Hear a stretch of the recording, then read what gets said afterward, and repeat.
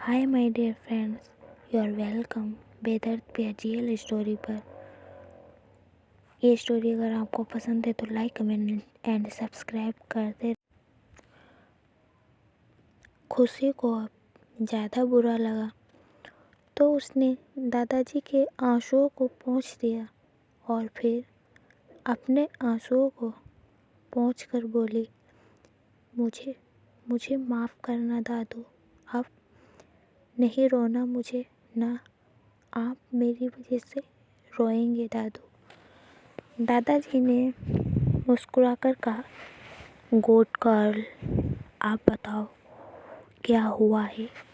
मैंने मीनू को बुलाया था ताकि तुम और रीतिका दोनों करीब आ सको। मेरे कहने पर वो अपने सभी काम छोड़कर यहाँ आई थी, लेकिन तुम दोनों के बीच नज़दीकियाँ बढ़ने के बजाय दूरियाँ बढ़ गई।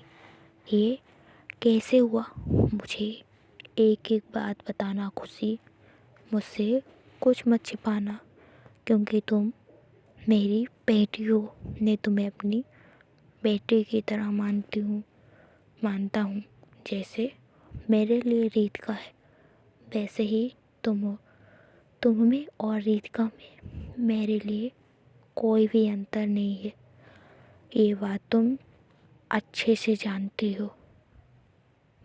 हो ना खुशी? हाँ हाँ दादाजी, मुझे पता है आप मुझे कितना मानते हैं और मुझ पर कितना विश्वास करते हैं। खुशी ने लंबी सांस लेकर कहा, कोई है दादू जो हम दोनों को एक नहीं होने देना चाहता, और वो बहुत पहले ही हमारी ज़िंदगी में आ चुका था। तो मुझे शायद ये एहसास भी नहीं था कि हमारे बीच कोई तीसरा आ जाएगा। हमें एक दूसरे से दूर करने के लिए हमारी जो दूरियां थी उन्हें और ज़्यादा बढ़ाने के लिए दादाजी ने कहा, ऋषि है ना, वो ऋषि ही होगा। हाँ हाँ, वो एक बहुत ही नीच और घटिया इंसान है। रीतिका जी को मुझसे दूर करने के लिए उसने ना जाने कितने पैतरे अपनाए हैं। जब से आपने मुझे अतीत की सच्चाई बताई है, तब से मैं कोशिश कर रही थी कि इस रिश्ते को संभाल लूं, लेकिन कभी मेरा अतीत बीच में आ जाता है तो कभी रीतिका जी के काम बीच में आ जाते हैं। और मुझे पता चला कि रीतिका जी की कंपनी जो है उसके शेयर्स भी ऋषि ने ही खरीदे हैं। तब समझ आया कि ये सब ऋषि ने ही हुआ है। खुशी चुप हो गई तो दादाजी बोले, तुम होटल में क्यों गई थी? खुशी, ऋषि ने रीतिका जी के बारे में इतना कुछ गलत कहा कि मुझे लगा रीतिका जी ही गलत हैं। मैंने रीतिका जी को गलत साबित करना चाहा था, लेकिन मैं ही गलत साबित हो गई। बिल्कुल इसके अपोजिट हो गया। आपके समझाने के बावजूद मैंने उन पर विश्वास नहीं किया। उसके लिए मुझे माफ़ कर देना मेरे प्यारे दादाजी। I am very very sorry, मुझे माफ़ कर दो दादू। इतना कहकर उसकी आंखों से आंसू निकल आए। फिर उसने आगे कहा, मैं उनके ऑफिस से निकलकर मंदिर चली गई। वहाँ ना जाने ऋषि कहाँ से आ गया और मुझसे बोला कि अगर मैं रीतिका जी को बर्बाद होते नहीं देखना चाहती तो रितिका जी के सामने अपने आप को कैरेक्टरलेस साबित कर दे, तब मेरी मनोस्थिति ऐसी थी कि मैं रितिका जी को कुछ नहीं होने देना चाहती थी। ऋषि ने मुझे बताया कि उसने ही रितिका जी को ऑफिस में बिजी रखने के लिए उसकी कंपनी का लॉस करवाया है, ताकि वो वहाँ बिजी रहें और वो खुद मुझे इम्प्रेस कर सके। लेकिन जब उसे पता चला कि मैं उससे इम्प्रेस नहीं होने वाली, तो उसने मुझसे ये सब करवाया। वो चाहता है कि रितिका जी मुझे छोड़ दें, जो मैं कभी करना नहीं चाहती थी। खुशी ने सिर झुकाकर कहा, और सब उसके अकॉर्डिंग ही हो रहा है। दादाजी ने कहा, रितिका दादाजी से खुशी ने कहा, रितिका जी कल ही हमारी शादी करवाना चाहती हैं। आप ही बताइए मैं क्या करूं? राजवीर जी ने कुछ नहीं कहा। खुशी उनके बोलने का इंतज़ार करने लगी, लेकिन वे कुछ नहीं बोले। तो खुशी ने बहुत ही धीरे से कहा, आप भी मुझसे नाराज़ हो गए हैं? राजवीर जी ने मुस्कुरा कर कहा, नहीं, बिल्कुल नहीं, तुम जाकर आराम करो बेटा। खुशी आगे कुछ नहीं बोली और वहाँ से उठकर अपने रूम में आ गई। इधर रितिका ऑफिस में आकर बैठ गई। वो वहाँ बोल तो आई थी कि ऋषि और खुशी की शादी करवाएगी, लेकिन वो अंदर से इतना कमज़ोर हो गई थी कि अपने आप को संभाल पाना मुश्किल हो रहा था। उसके सामने ऐसी सिचुएशन ही थी। अगर शायद आप होते तो आप क्या करते? आप कमेंट में बताना। मैं तो चाहती हूँ ऐसी सिचुएशन कभी भी किसी के सामने ना आए, जो ये दोनों फेस कर रहे हैं, उसे किसी को ना फेस करना पड़े। चलिए आगे की स्टोरी जारी रखते हैं, वरना आप लोग कहोगे कि मैंने आपको पका दिया अपनी बातों से।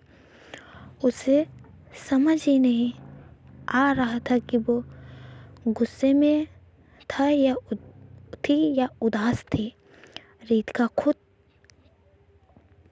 कंफ्यूज थे।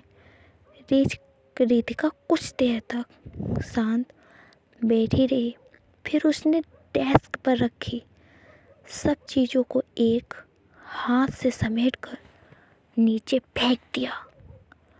ऑफिस में सभी लोग रितिका के इस अनजाने बिहेवियर को देखकर एक दूसरे से बातें कर रहे थे। उनमें से ही किसी ने ऋषि को कॉल करके कहा कि रितिका मैम को ऑफिस में उनकी ज़रूरत है बहुत ज़्यादा।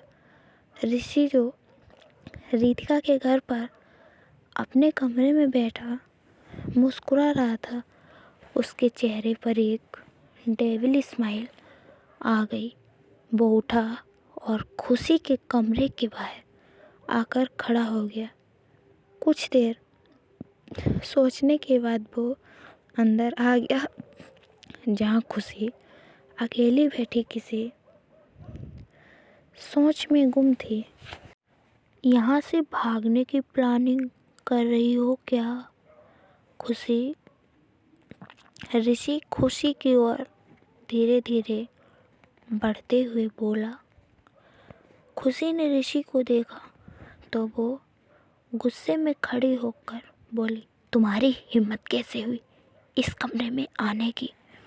ऋषि, ओह कम ऑन यार, कल हमारी शादी है, अब तो आना जाना लगा रहेगा। वैसे मैं तुम्हें कुछ बताने आया था। खुशी, दरवाज़ा उस तरफ है, तुम जा सकते हो। मुझे तुमसे कुछ भी जानने में कोई इंटरेस्ट नहीं है। ऋषि खुशी के करीब आकर धीरे से बोला, और वो रितिका के बारे में हो तब?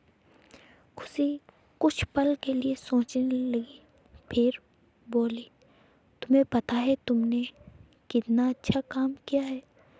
मुझे मेरे पति की अच्छाई और ईमानदारी दिखाकर मेरे पति के प्रति मेरी सोच को बदल दिया तुमने। मेरी रितिका जी कितनी अच्छी हैं। मेरी शादी उनसे हुई, मुझे इस बात का प्राउड है। और ऋषि, हाँ, मुझे ये समझाने के लिए कि मैं किस पर भरोसा करूं और किस पर नहीं, ये समझाने के लिए तुम्हारा बहुत बहुत बहुत शुक्रिया। ऋषि मुस्कुरा कर बोला, लेकिन अब क्या फ़ायदा? अब तो रितिका की नज़रों में तुम पहले जैसी नहीं हो खुशी। तुम कैरेक्टरलेस हो उसकी नज़रों में। अब तुम मेरी हो, सिर्फ मेरी। और हाँ, मैं तुम्हें बताने आया था कि रितिका ने खुद को जख्मी कर लिया है। तो तुम आज पहली और आखिरी बार उसकी परवाह कर सकती हो, अगर तुम चाहो तो। इतना दिलदार तो मैं हूँ। अपने फ्रेंड के लिए इतना तो मैं कर ही सकता हूँ, क्योंकि वो मेरी बचपन की फ्रेंड है। ऋषि चला गया, लेकिन खुशी के लिए टेंशन छोड़ गया था। खुशी रोशनी के पास गई और रितिका को फ़ोन करने के लिए कहा। रोशनी ने रितिका को फ़ोन किया, लेकिन रितिका ने फ़ोन नहीं उठाया। तो खुशी और भी ज़्यादा परेशान हो गई। अब खुशी बिना देरी किए बाहर आ गई और ड्राइवर से रितिका के पास चलने के लिए कहा। ड्राइवर बोला, सॉरी मैम, लेकिन रितिका मैम ने आपको कहीं भी ले जाने के लिए मना किया है। मैं नहीं चल सकता। खुशी बिना कुछ बोले गाड़ी से उतरी और घर से बाहर आ गई। घर से ऑफिस लगभग 5 किलोमीटर दूर था। खुशी पहले जा चुकी थी, इसलिए वो रास्ता जान चुकी थी। उसने पैदल चलना ठीक समझा और चल पड़ी। ड्राइवर ने रितिका को फ़ोन किया, लेकिन रितिका ने फ़ोन नहीं उठाया। तो उसने बाहर आकर खुशी को देखा। जब वो कहीं दिखाई नहीं दी, तो ड्राइवर भी परेशान हो गया और राजवीर जी के पास आकर बोला, साहब माफ़ करना, लेकिन छोटी मालकिन अकेले और पैदल ही घर से ऑफिस के लिए निकल गई हैं। मैं उनको रोक नहीं पाया। राजवीर जी ने जब ये सुना, तो अचानक उनके मुंह से क्या निकल गया, जिससे ड्राइवर हैरानी से उन्हें देखने लगा। राजवीर जी ने ड्राइवर को ऐसे देखते हुए पाया तो वो बोले, तुम ऐसे मत देखो, सब बातें बाद में होंगी। अभी जाओ और खुशी बिटिया को सही सलामत घर लेकर आओ। तुम क्यों नहीं लेकर गए उसे? ड्राइवर, मालिक, वो रितिका मैम ने मना किया था इसलिए, लेकिन फिर वो पैदल ही चली गई। ड्राइवर ने जल्दी से अपनी बात राजवीर जी को समझाई और वहाँ से चला गया। खुशी अब भरी दोपहरी में सड़क पर गाड़ियों के बीच में चले जा रही थी। उसे किसी की कोई परवाह नहीं थी। उसे कोई होश नहीं था कि वो कैसे चल रही है, कहाँ चली जा रही थी। वो बस जल्दी से रितिका के पास पहुंचकर उसे देखना चाहती थी। गिरते पड़ते आखिर खुशी रितिका की कंपनी के बाहर खड़ी हो गई थी। अब उसे सिर्फ हाईवे को क्रॉस करना था। रितिका से मिलने की चाह में वो बिना इधर उधर देखे सड़क पर चल पड़ी। तभी गाड़ियों के हॉर्न से और उसके आसपास से जाती गाड़ियों से खुशी घबरा गई और वो हाईवे के बीचों बीच खड़ी हो गई। लेकिन गाड़ियाँ तो रुकने का नाम नहीं ले रही थी। जब खुशी ने महसूस किया कि अब वो ना तो आगे बढ़ सकती है और ना ही पीछे जा सकती है, तो उसे चक्कर सा आने लगा। वो वहीं अपने कानों पर हाथ रखकर अकड़ू अवस्था में वहीं बैठ गई। इधर रितिका ने जब डेस्क से सब चीज़ों को अपने हाथ से नीचे गिराया था तो ऑफिस में खलबली मच चुकी थी कि रितिका सिंघानिया को गुस्सा आ रहा है। लेकिन किसी की हिम्मत नहीं हुई कि कोई भी रितिका से आकर कुछ पूछ सके। रितिका ने पानी पीने के लिए गिलास लेकर उसमें पानी डाला और पानी को पीने की बजाय गिलास को हाथ में ही तोड़ दिया, जिससे कांच उसके हाथ में चुभ गया और वहाँ से खून निकलने लगा। रितिका खून की परवाह किए बिना पूरी कांच से बनी दीवार के पास आकर खड़ी हो गई और हाईवे पर आती जाती गाड़ियों को देखने लगी। इसी बीच उसे एक लड़की दिखाई दी जो बिना देखे हाईवे को क्रॉस कर रही थी, लेकिन बीच में ही बैठ गई थी। क्योंकि रितिका की कंपनी काफ़ी बड़ी थी और अधिक ऊंचाई पर होने के कारण रितिका पहचान नहीं पाई कि वो लड़की कौन है, कि ये खुशी ही है। रितिका ने खुशी को देखते हुए कहा, अजीब लड़की है, इतनी भी क्या जल्दी थी कि थोड़ा सा इंतज़ार नहीं कर सकती थी। बेवकूफ़ लड़की। ये कहकर रितिका दूसरी ओर देखने लगी। खुशी को लगा कि वो अब रितिका से नहीं मिल पाएगी। शायद ये उसका आखिरी पल था। लेकिन तभी किसी ने उसे पुकारा, ओए बेलबुद्धि है क्या? ओके बाय, मिलते हैं आपसे नेक्स्ट पार्ट में। लाइक कमेंट एंड सब्सक्राइब कर देना। बने रहिए हमारे इस चैनल पर। और हाँ, कैसे हो आप सब? अच्छे तो हो, मैंने पहले ही पूछ लिया था। Okay bye, good night, sweet dream, take care. अच्छे कमेंट करना, बताना खुशी और ऋषि की शादी होनी चाहिए या नहीं, वरना मैं करा दूँगी, फिर मत कहना स्टोरी ख़राब कर दे।